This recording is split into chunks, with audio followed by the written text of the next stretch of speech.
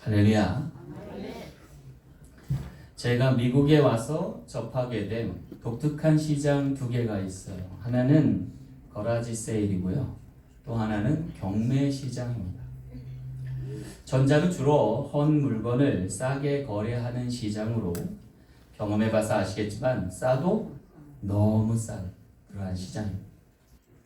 반면에 후자는 주로 유명인이나 또한 그에 상응하는 사람들의 소중한 물건을 파는 시장으로 비싸도 너무 비싼 시장. 대체 왜 이렇게까지 차이가 나는 걸까요? 그것은 한마디로 기념비적인 희소성, 프리미엄의 가치 때문에 그러합니다. 예를 들어서 마이클 잭슨의 선글라스라든지 조던이 신던 농구화는 아마 부르는 게 값일 것이다 라는 생각이 듭니다. 그런데 이 물건들의 가치를 매기다 보면 그 물건 자체가 지닌 가치보다 사실은 그것을 소유했던 이의 가치가 크게 반영된 것을 알 수 있습니다. 어쩌면 오늘 우리의 삶도 그와 같지 않을까라는 생각을 해봐요. 그런데 미국 역사상 종이 한 장, 페이퍼 한 장의 값이 무려 340만 달러에 경매되어 거래된 적이 있다. 무슨 종이길래 한 장의 값이 340만 달러가 될 수 있었을까? 근데 공교롭게도 그것은 한 아이가 미국 대통령이 쓴 탄원서에 여러 서명들이 더해지면서 가치를 갖게 된 것이랍니다. 대체 무슨 내용이 그 페이퍼에 적힌 것일까요? 그것은 미국의 노예들, 특별히 어린 아이 노예들을 해방시켜달라는 한 아이의 탄원서였다고 합니다. 그런데 그 탄원서를 받아든 대통령이 이에 답을 해줬다는 거예요. 그러면서 뭐라고 답을 했나 봤더니 어린이 노예를 해방시키는 것은 하나님의 뜻입니다. 비록 나는 그럴 힘이 없지만 하나님이 능히 그럴 힘이 있으시며 또 그렇게 하실 줄 믿습니다 라고 답해 주었다. 이 링컨 대통령이 답이 쓴 글을 다시금 이 아이가 돌려받고 거기에 자기의 뜻과 같이 하는 아이들 195명을 모여서 사인을 했다는 거예요. 그리고 그것을 보관해 놨는데 훗날에 그의 자손들이 그것을 경매시장에 내놨더니 340만 달러에 거래되었다는 거예요. 제가 이 이야기를 듣고 놀라운 것 하나 깨달았어요. 어쩌면 하나님 나라에서의 가치를 매길 때는 지금 세상의 가치와 좀 다른 기준을 갖고 있는 것은 아닐까라는 생각을 해보게 된 것이죠. 그것은 내가 얼마나 많은 것을 소유했고 좋은 것을 가지고 있느냐로 평가되는 것이 아니라 나를 소유하신 이가 누구인가로 결정될 일이라는 거죠.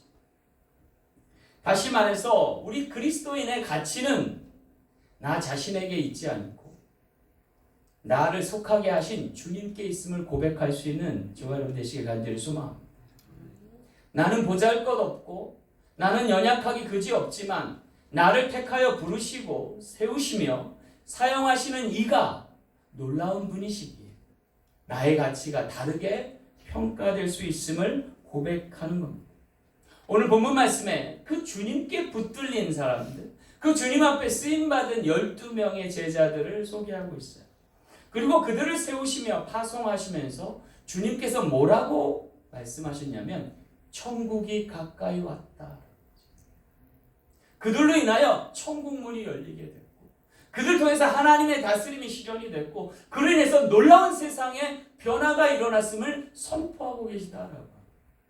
오늘 어쩌면 우리 사랑 장로교에 모인 여러 지체분들 가운데도 주님의 택하심과 그의 부르심과 그의 세우심과 그의 쓰심이 놀랍게 역사되어서 천국문을 놓고 하며 하나님 나라 지경을 넓혀갈 수 있는 복된 주인공들 되시길 간절히 소망합니다.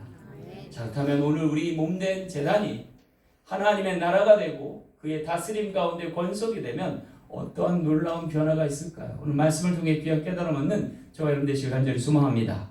첫 번째 변화는요, 그리스도의 제자로 부르신다는 것입니다. 1절 말씀 볼게요.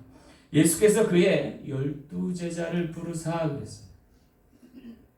여기 예수께서 하나님 나라와 그 복음 전파를 위해서 12제자를 부르셨다는 것을 명시하고 있어요. 근데 여기서 주목할 것이 있어요. 그건 뭐냐면 주님이 우리를 부르시되 멤버로 부르시지 않고 제자로 부르셨다. 오늘 우리를 멤버로 부르지 않고 제자로 부르셨다는 거예요. 다시 말해서 우리를 그의 팬클럽의 일원으로 부르시지 않았다는 거예요. 학원의 학생으로도 부르시지 않았다는 거죠. 유니폼을 입거나 요란한 치장을 하며 고함과 함성을 질러대는 응원자로 부르신 것이 아니라는 거예요. 오히려 주와 함께 죽고 살 운명의 공동체 일원으로 믿어 거듭나는 그리스도의 제자로 부르셨다라고 하는 거예요. 그리고 그것에 대한 증거로 그들에게 더러운 귀신을 쫓아내며 모든 병과 악한 것을 고칠 권능을 주셨다라고 소개하고 있어요. 여러분, 이것이 무엇을 의미할까요? 이것은 오늘 우리가 하나님 나라의 지경을 이루는 하나님의 운명 공동체의 일원으로 부르셨음을 이야기하는 것이고, 그를 통해서 영적 권세를 통해서 우리의 부족함을, 우리의 연약함을 채우시고 더하셔서 하나님 나라에 귀 쓰임 받는 일꾼 되게 하시고자 함이라는 거예요. 그래서 여기 더러운 귀신을 쫓아내고 모든 병과 악한 모든 것을 고치는 권능을 부여받을 존재로 택하셨다는 거예요. 여러분, 이것을 믿으십니까? 오늘날 교회 공동체를 보면 이 능력을 소멸했거나 또는 잃어버리고 있는 것이 아닐까라는 생각을 해요. 여러분, 초창기 교회 부흥의 때가 있을 때마다 세계 어디서나 사실 이런 역사가 일어났어요. 어떤 역사예요? 더러운 귀신이 쫓아가 모든 병과 약한 것이 다시금 고쳐지는 권능이 부여된 것을 보게 돼요. 그런 게 어디 있어요? 여러분, 저 어릴 때만 해도요, 교회 가면요, 귀신 들렸던 사람들을 권사님들이 이렇게 에워싸요. 그리고 3시간 동안 계속 기도하면 귀신 들렸던 사람이 멀쩡해지는 걸 본 적이 있어요. 또 교회에 부흥 집회를 하다 보면 아픈 분들 앞으로 나오라 해서 목사님이 안수기도 하면 안진뱅이도 벌떡해서 일어나고 눈머니가 보게 되고 귀머거리 귀가 열리는 사건이 일어났어요, 실제. 우리 믿음의 선지들 가운데는 그와 같은 일들이 사실 비일비재했다는 거예요. 그런데 왜 오늘날 교회가 이 능력을 상실했을까? 왜 더는 나타나지 않을까? 세상 사람들 말대로 먹고 살기 넉넉해져서가일까? 아마도 저는 2가지 이유 때문이 아닐까 싶어요. 하나는 우리가 믿지 못해서, 또 하나는 우리에게 필요치 않아서일 수 있다. 그런데요, 그런 역사가 필요한 것이 있어요. 어딘 줄 아세요? 복음이 전파되는 곳이. 선교지에 가보세요. 여전히 일어나고 있어요. 할렐루야. 아멘. 목사님들이 길을 쓰고 선교지 가는 이유가 뭔지 아세요? 여기서 안 일어나는 역사가 거기서는 일어나거든요. 왜 그래요? 하나님이 복음 전파될 곳에 하나님이 권능을 부여하시기 때문에. 오늘 10제자가 파송될 때 하나님이 더러운 귀신을 쫓아내고 모든 악한 병과 약한 것을 고치는 권능을 주신 이유가 뭐예요? 복음이 전파되는 곳이기 때문에. 따라서 그와 같은 역사를 보기 위해서 오늘 우리는 어떻게 해야 돼요? 달려가야 돼요. 그래서 오늘 우리가 2025년 표를 뭐로 정했어요? 하나님의 사랑으로 선교하는 거예요. 하나님의 권능이 임하는 순간을 보고자 원하시는 분은 동참하십시오. 그곳에서 하나님의 역사를 보고 하나님 살아계심을 믿고 복음을 전파할 수 있는 거룩한 지체 되시길 간절히 소망합니다. 그럼 하나님 나라를 지향하는 교회는 하나님의 능력을 부여받게 돼요. 그리고 거기에 백성들도 변화되게 돼요. 근데 그 변화되는 백성 가운데 주님이 요구하시는 바가 있어요. 그건 뭐냐면 멤버십이 아니에요. 디사이플십이에요. 멤버에 일원되는 걸 원하시는 게 아니에요. 참된 제자 되는 걸 원하세요. 우리 모두 참된 제자 되길 간절히 소망합니다. 우리 사랑 장로교회가요, 작년부터 변화되는 모습이 보여요. 제가 가만 주목해 보니까 전에는 멤버십 갖고 교회에 어떤 분들이 이제는 디사이플십을 갖고 교회에서 사역하고 계시더라고요. 놀라운 변화예요. 어제요 몇몇 분들이 와서 저한테 목사님 여기 그 강단하고 여기 교회 좀 청소해도 돼요? 그러시더라고요. 우리 교회 개척하고 처음 있는 일이에요. 할렐루야. 네. 제가 시키지도 않았는데 오셔가지고 여기 강단 있고 여기 좀 청소하면 안 돼요? 처음이에요. 처음. 4년 6개월이 지났는데 처음이에요. 처음. 놀라운 변화 아닙니까? 할렐루야. 주의 영이 아닌 곳은 어찌 이런 일이 있을 수 있습니까? 놀라운 변화예요. 여러분 멤버 중에 이론이면 그렇게 안 해요. 시켜도 안 해요. 시키면 나 교회 나갈래요 하죠. 그런데 오히려 반대로 제자의 마음을 주시니까 이거 좀 하면 안 돼요. 얼마든지. 아마 1년 전에 1년에 한 번씩 오시는 김종수 사님은 지금 어리둥절하실 거예요. 작년에 교회 못 보던 모습이 막 보이고 안 보이던 사람들이 보이고 얼굴이 벌써 시뻘개지셨잖아요.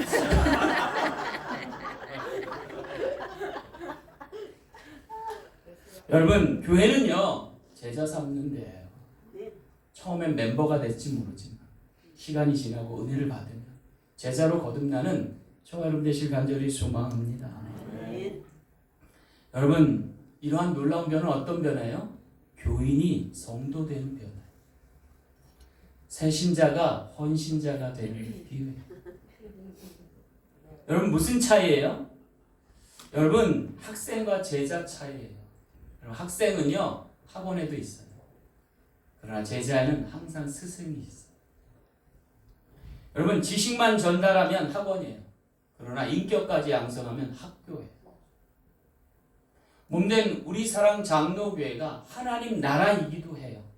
그래서 하나님이 일꾼을 부르시고 제자를 삼으시고 사도로 세우시며 하나님의 권능 가운데 그리스도의 일꾼과 청직이 되어 귀한 역사를 이루는 현장 가운데 부르심을 믿고 나가시는 저런 되실 간절히 소망합니다. 그래서 여러분 여기 함께 신앙생활하다 보면 내 인격이 달라져요. 내 사람됨이 달라져요. 오늘 우리의 인생이 바뀌어지고 오늘 운명이 변화되는 귀한 역사에 있길 간절히 소망합니다. 여러분 우리는 팬클럽의 일원이 아니에요. 주님의 제자의 일원이고 공동체의 주역임을 믿고 나날이 성장하며 성숙하며 하나님 나라에 합당한 권속과 주의 백성과 하나님의 자녀되는 귀한 지체 되시길 간절히 소망합니다. 두 번째 변화는요 그리스도의 사도로 세우심입니다. 오늘 2절 말씀 함께 볼게요. 12사도의 이름은 이러하니 베드로라 하는 시몬을 비롯하여 그의 형제 안드레와 세베대 아들 야고보와 그 형제 요한 이렇게 소개합니다. 여기 갑자기 주님께서 제자들의 이름을 하나하나 언급하셨어요. 빠짐없이 12 모두를 언급하시는 걸 볼 수 있어요. 주목할 것은요. 제자가 아닌 사도로 명명하셨다는 거예요. 여러분 제자는 또 뭐고 사도는 또 뭡니까? 이 차이를 아세요 여러분? 제자와 사도 어쩔 땐 제자로 부르시고 어쩔 땐 사도로 보내시고 그래요. 한마디로 말하면 이런 거예요. 제자는요 신학교 학생을 얘기하는 거예요. 사도는요 교회 전도사를 얘기하는 거예요. 근데 이게 동일한 인물일 수 있어요. 제가 신학교 다니던 3학년 될 때 전도사로 처음 파송받아서 교회에 부임했어요. 그때 갔던 교회 반주자가 우리 와이프예요. 그래서 이렇게 맺어졌어요. 그래서 제가 신학생 때 그래도 한 2년 정도 신학 배우고 3학년 돼서 교회를 갔는데 사실 뭘 알겠어요? 아무것도 몰라요. 그러니까 이론상 주저리 너저리 알고 있었던 거예요. 근데 막상 가서 주일학교 아들, 중고등부 아이들을 가르치고 케어하고 양육하는데 이게 잘 안 되는 거예요. 좌충우돌만 했지 여기저기에서 사고 터지고 문제 생기고 참 지금 와서 생각하니까 참 죄송해요. 저를 이끌던 선임 전도사님이 저 때문에 되게 고생했어요. 하지 말라는 것만 막 하고 하라는 건 안 하고 막 이러니까 담임 목사님은 또 그 뒷수습 하시라고 참 골머리 아프셨겠어요. 그런데 그 두 분이요 한 번도 제게 욕하던거나 잘못했다고 지적하거나 참 뭐라고 뒤에서 불평한 적을 못 들었어요. 아마도 본인도 전에 실수를 그렇게 하셨나 봐요. 그리고 누군가 자기를 커버해 주셨나 봐요. 그죠? 그래서 아마 그런 얘기를 안 하시고 잘하겠지 믿거니 하시고 또 제가 묻는 것을 친절히 가르쳐 주신 것이 기억이 나요. 여러분, 여기 제자들을 파송하면서 주님의 마음도 그랬을 거예요. 괜찮아. 내가 뒤에 있어. 얼마든지 커버했어. 마음껏 사역해. 제가 우리 부교육자분들이 많이 계시는데 차츰 늘어가는데 잔소리 안 하죠. 왜요? 주님이 함께 하시면 다 시행착오 극복하고 하나님의 지경을 이뤄나갈 줄로 믿습니다. 네. 중요한 것 하나 있어요. 대신 제가 책망할 때가 있어요. 뭐냐면 사랑으로 안 할 때, 형식적으로 할 때, 그냥 대면 할 때는 제가 뭐라 할 때 있어요. 그러나 사랑을 갖고 열정을 가지면 실수해도 괜찮아요. 잘못해도 괜찮아요. 왜요? 주님이 백업해 주시기 때문에 그래요. 아멘. 그 믿음 갖고 우리는 서 나가야 될 줄로 믿습니다. 아멘. 근데 여기 중요한 거 하나 우리가 캐치해야 돼요. 뭐냐면 여기 12사도의 이름을 언급할 때 조사에 해당되는 것들이 있어요. 그건 뭐냐면 바로 아들과 형제예요. 다시 볼까요? 베드로라는 시몬을 비롯하여 그의 형제 안드레와 그리고 세베대의 아들 야고보가 그의 형제 요한 이렇게 설명하셔요. 이게 무슨 의미일까요? 하나님 나라의 일원 되려면 반드시 식구 돼야 된다는 거예요. 영적 패밀리 돼야 된다는 거예요.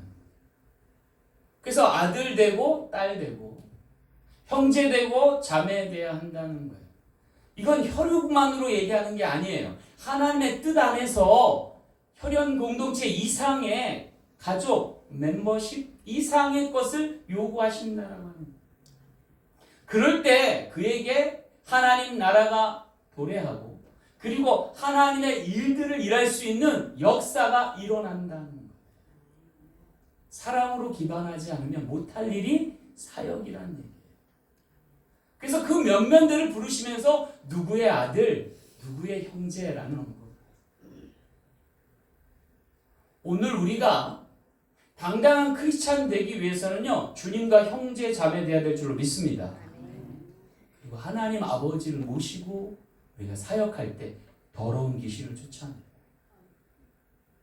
악한 병과 약한 것이 권능을 잃고 새롭게 되는 귀한 역사에 있을 줄 믿습니다.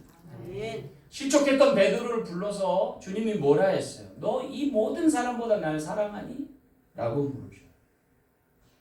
그럴 때 베드로가 감히 고개도 못 들고 내가 주를 사랑하는 줄 주께서 하십니다. 그 말이 나오고 그 고백이 들려지자 주님이 내 양을 먹여라. 내 양을 쳐라. 내 양을 먹여라. 비로소 사역할 수 있는 권능 주심을 보게 되는 거예요. 오늘 우리가 사도가 되기 이전에 주를 사랑하고 영혼을 사랑할 수 있는 저와 여러분 되시길 간절히 소망합니다. 아멘. 지난주에요, 트럼프 대통령이 취임하면서 행정명령을 무더기로 쏟아냈어요. 거기에다가 그 모든 것을 발동할 때에 뭐라고 얘기하냐면 국가재난사태다라고 선포하기까지 했어요. 그러면서 제일 먼저 한 일이 불법 이민자들을 추방하기 시작했어요. 그래서 제가 빨리 신분의 문제가 해결되지 않은 분은 영주권을 받고 시민권을 얻으셔야겠다라는 생각을 하게 됐어요. 근데 여러분, 합법적인 시민권자, 영주권자 되려면 가장 빠른 길이 뭐예요? 가족 되는 거예요. 그래서 자녀가 부모를 초청하든지 배우자가 상대 배우자를 초청하든지 그래서 가족의 일원이 되거나 또 다른 방법이 하나 있다면 선한 청직이 되는 거예요. 그리스도의 일꾼 되듯이 일꾼 되어서 수년간 열심히 일하면 영주권이 나오고 시민권이 나오게 되는 거예요. 여러분, 하나님 나라도 똑같아요. 하나님 나라는요, 내가 잘났다고 가는 곳이 절대 아닙니다. 나보다 먼저 주님의 은혜를 받은 사람, 그 사람과 영적 패밀리가 돼야 비로소 하나님 나라 문이 열리는 거예요. 할렐루야. 따라서 오늘 우리가요, 이 관계를 잘 맺어가야 돼요. 그래서 주님께서 이 제자들을 부르실 때, 그리고 사도를 세우실 때 누구의 아들, 누구의 형제를 꼭 명시하는 거예요. 주님과 닿을 닷줄이 되어서 하나님 아버지께로 소급되어서 하나님 나라 영광 돌릴 수 있는 거룩한 지체로 섬기게 됨을 보게 되는 거죠. 여러분, 하나님 나라 이뤄내는 것 이와 같다라고 할 수 있습니다. 사랑으로 하나님의 영으로 엮이지 않으면 안 될 일이라는 거예요. 그래서 오늘 우리가 복음 전파할 때 주의 이름으로 나갈 수 있는 그리스도의 보혈로 함께 선포할 수 있는 저와 여러분 되셔서 하나님의 영적 패밀리 모두 되는 귀하고 복된 역사 있길 간절히 소망합니다. 그래서 주님께서 뭐라 그래요? 5절 말씀에 보니까 이방인의 길로도 가지 말고 사마리아의 고을에도 들어가지 말고 오히려 이스라엘 집 잃어버린 양에게로 가라. 이스라엘 집, 아버지의 집, 그곳에서 잃어버렸던 양들을 찾아 떠날 수 있는 여정 되게 하셨다라고 하는 거죠. 주님이 이 제자들을 부르시면서 그들을 양육하시면서 하신 방법은 학원 같지 않았어요. 지식만 전달한 게 아니었어요. 율법 학사처럼 말씀들을 조목조목 쪼개서 그 말씀에 진리만을 토라지 아니하시고 그 말씀을 먹이고 그 말씀으로 입히고 그 말씀으로 역사할 수 있도록 함께 하셨다는 거예요. 그래서 주님이 3년 동안 동고동락하셨어요. 친히 본이 되셔서 하나하나 가르치고 보여주셨다. 그를 통해서 하나님의 영적 패밀리의 일원 되어서 그의 능한 사역을 감당할 수 있는 식구 되게 하시고 또한 하나님의 영적 가정 되게 하셔서 귀한 일들 이루셨음을 보여 알게 하셨다. 사랑하는 성도 여러분, 우리 사랑 장로교회도 그와 같이 하나님 은혜 안에서 그의 뜻대로 부르심 받은 영적 패밀리가 되어서 복음 전파에 앞장서고 많은 영혼 구원할 수 있는 거룩한 지체 되시길 간절히 축원합니다. 마지막 세 번째 변화는 그리스도의 일꾼으로 보내십니다. 오늘 10절 말씀 볼게요. 이는 일꾼이 자기의 먹을 것을 받는 것이 마땅함이라 그랬어요. 여기 그리스도의 일꾼됨을 한마디로 규정하고 있어요. 그럼 뭐예요? 자기 먹을 것을 받는 사람이다. 좀 생뚱맞죠, 여러분? 제자와 사도에 이어서 그리스도의 일꾼으로 보내시는데 그 조건이 뭐예요? 자기 먹을 것을 마땅히 받는 사람이라고 명명하고 있어요. 이는요, 우리가 잘 생각해 봐야 돼요. 제자가 되고 사도가 되는 것은 입신양명하기 위한 방편이 아니라는 거예요. 처음 제자들이요, 주님 따라가면 입신양명하는 줄 알았어요. 그래서 제자들 가운데서는 나를 오른편으로 나를 왼편에 영의정과 좌의정 삼아주세요 하는 사람들도 있었고요.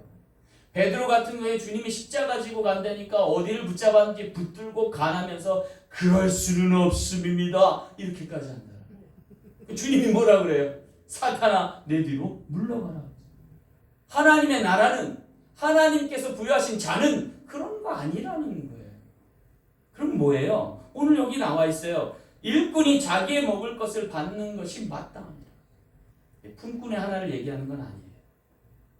다시 말하면 잘 먹고 잘 살기 위해 주를 따르는 거 아니고 죽고 살기 위하여 자기 먹을 것을 마땅히 분봉으로 받을 수 있는 품꾼의 일원으로 받는다라는 말씀.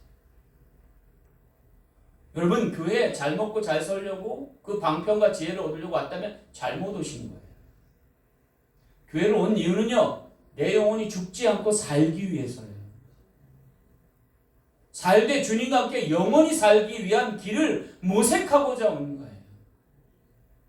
그 일꾼됨의 부르심에 오늘 내 목숨이 걸려있음을 알고 사셔야 돼요. 그리스도로 산다는 것은요, 그저 팬클럽의 멤버 되는 거 아니에요. 아마 그런 분들은 우리 교회가 좀 적성에 안 맞을 거예요. 저 교회는 죽기 살기로 신앙생활 하는 것 같아. 좀 나랑 안 맞는 것 같아. 라고 하시는 거예요. 여기 일꾼으로 부르시면서 뭐예요? 자기 먹는 것을 받는 것이 마땅함이라는 거예요. 왜요? 생존의 문제이기 때문에요. 주를 믿고 안 믿고는요, 내 신앙이 액세서리가 아니에요. 내 영혼에 죽고 사는 문제라는 거예요. 저만 그런가요, 여러분? 복음 전도자로 사역자로 허락하신 이상 오늘 우리는 생명을 다루는 생명 가운데 거하는 귀한 지체되어야 할 줄로 믿습니다. 여러분, 한국에 계엄 사태가 일어났어요. 장차관들, 국회의원들의 자리가 얼마나 소중한지 정말로 깨닫는 시간 됐어요. 국회의원들이 목숨 걸고 국회로 달려갔죠. 장차관들이요, 그들이 계엄 사태에 이르렀을 때 내가 이 장관직을 사퇴해야 될지 말아야 될지, 따라야 될지 아니해야 될지 결정하는 거였어요. 뜨뜻미지근한 태도로 이도 좋고 저도 좋고 한번 해보죠 라는 마음으로 하는 게 아니잖아요. 여러분, 사랑도 마찬가지잖아요. 사랑은 하되 구속하지는 않는 걸로, 이별은 하되 상처는 안 받을 정도로 하는 거, 여러분 그거 사랑 아니잖아요. 오늘 우리의 삶에 목숨이 걸려있는 거예요. 따라서 어느 것 하나 가볍게 여길 것이 사실은 없는 거예요. 여기 일꾼으로 보내시면서 주님이 가볍게 얘기하신 것 같아요. 자기 먹을 것을 받는 것이 마땅하다. 여러분, 오늘 우리가 복음 전선에, 최전선에 앞에 나가서 생명을 걸고 해야 돼요. 여러분, 우리 항상 우리 최전선에 나가기 전에 선교사님들 기억해야 돼요. 그럼 제가 자다가도 벌떡 일어나요. 내가 목회 이렇게 해도 되나? 여기서 이렇게 안주해도 되나? 편안히 놀고 먹어도 되나? 그런 마음이 들어요. 왜?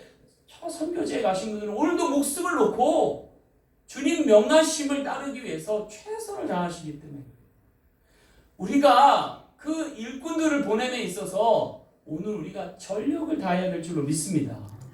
우리를 대신해서 가신 거잖아요. 그분들을 중보하고 후원하는 일에 우리가 게을리할 수 없다는 거예요. 그런데도 불구하고 선교사들은 파송될 때 어때요? 내 먹을 것은 내가 받는 게 마땅해 하면서 거기서 자생하려고 얼마나 애를 쓰시는 거예요. 그분들이 온전히 바로 설 수 있도록 온전히 후원할 수 있는 저와 여러분 되시길 간절히 소망합니다. 여러분, 오늘 우리는 주님의 제자요 사도로 부르심을 잊지 말고 그리스도의 일꾼 되어 그의 보내심에 합당한 귀한 결실을 맺을 수 있는 저와 여러분 되시길 간절히 소망합니다. 말씀을 맺겠습니다. 예수님께서 하루는 복음 전파하실 때 한 부자 청년이 주님께로 다가왔습니다. 그래놓고 질문합니다. 선생님, 내가 무슨 선한 일을 하여야 영생을 얻으리까? 그러자 예수께서 그에게 답하였습니다. 내가 생명에 들어가려면 계명들을 지켜라 라고 했어요. 그랬더니 이 부자 청년이 아주 당당하게 말합니다. 어느 계명입니까?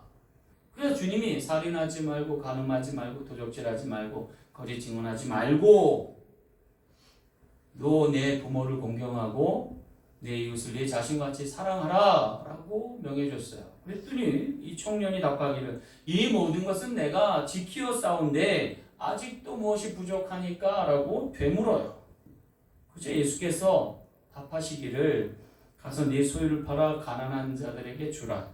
그리고 와서 나를 따르라 라고 명하셨어요. 그랬는데 안타깝게도 그 청년이 재물이 많음으로 근심하며 돌아갔다 했습니다. 제자도 되지 못하고 사도로 일컬음을 받지도 못하고 일꾼으로도 쓰임받지 못했던 것입니다. 뭐가 문제였을까요? 주님을 따르려고 왔던 그의 마음이 팬심에 머물러 있어서예요. 그랬기에 주님이 요구하시는 것을 응하여 따르지 못했다는 것이죠. 반면에 그 중에 베드로가 그 이야기와 광경을 보다가 주님께 다음과 같이 말합니다. 보소서, 우리가 모든 것을 버리고 주를 따랐사온데 그런즉 우리가 무엇을 얻으리까? 라고 물어요. 그때 주님이 이야기하십니다. 또 내 이름을 위하여 집이나 형제나 자매나 부모나 자식이나 전토를 벌인 자마다 여러 배를 받고 또 영생을 상속하리라. 오늘 우리가 목숨 다해 사랑하고 그 목숨 다해 사역할 때 하나님이 기뻐 영광 받으신 줄 믿으시기 바랍니다. 우리 사랑 장로교회는 그와 같이 목숨을 함께 나누는 신앙의 동지 되기를 간절히 소망합니다. 그를 통해서 하나님 나라의 일원이 되고 하나님 나라의 일꾼이 되어서 많은 영혼 구원하는 복된 재단 되길 간절히 소망합니다. 그를 통해서 우리의 삶이 영원한 안식으로 나아가는 저와 여러분 되시길 간절히 소망합니다. 기도하겠습니다. 참 좋으신 아버지 하나님, 천국이 가까이 임한 줄 믿습니다. 이 재단 하나님의 임재하심과 다스리심과 함께하심이 언제까지나 유효하게 하여 주시옵시고 귀한 결실 맺고 축복 얻는 거룩한 지체들이 되게 하여 주옵소서. 천국문으로 구하며 하나님 나라 순례하는 귀한 여정 될 줄 믿고 오늘도 믿음 안에 달려가는 거룩한 지체들 되게 하여 주옵소서. 모든 영광 주께 돌리며 감사드릴 때 거룩하신 예수님 이름으로 간절히 축복하며 기도하옵나이다. 아멘.